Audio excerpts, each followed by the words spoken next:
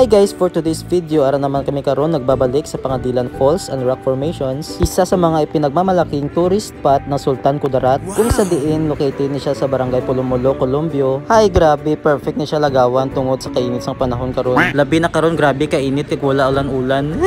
Ano na nangyayari sa earth ngayon? Grabe ka OA. Lisod gid basta broken hearted di mo pa kaisa kay makaahat gid ka lagaw. Bisan alas 3 na sang hapon, go gyapon. Sa mga nagapamangkot mo pila ang entrance fee nila, free ni siya para sa mga wala uyab. Nagakiter na sila sa mga tao nga broken hearted, single ka mga OA. Di ano pa ang ginahulat nyo, adto na kamo diri. Be careful lang gid kamo kay danlog ang mga bato diri basi maslide kamo padto sa mali nga tawo. Sama sa akong pakaisa nga sige gyapon sabi sa wala na pag-asa. Ikay lang gid kamo sa mga adik ara lang gid sila sa gilid-gilid. Poliso na gid karon nga panahon, trust no one, data kabalo sa ila intensyon.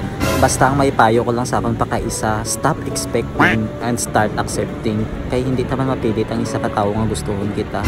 Pero bitaw ang entrance fee diri kay 50 pesos for adults, 30 pesos for children. Kag gusto nyo magkuha sang cottage kay magbayad ng kamo 200 pesos.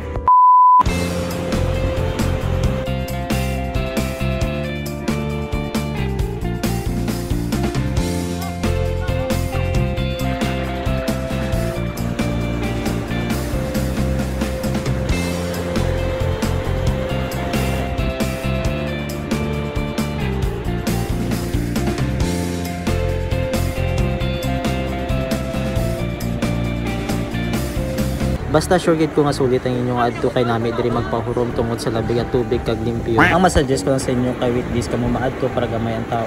Pag para pag gusto kamo picture para wala disturbo. Ano pang ginahulat nyo, please like and subscribe my YouTube channel for more videos. Bye-bye!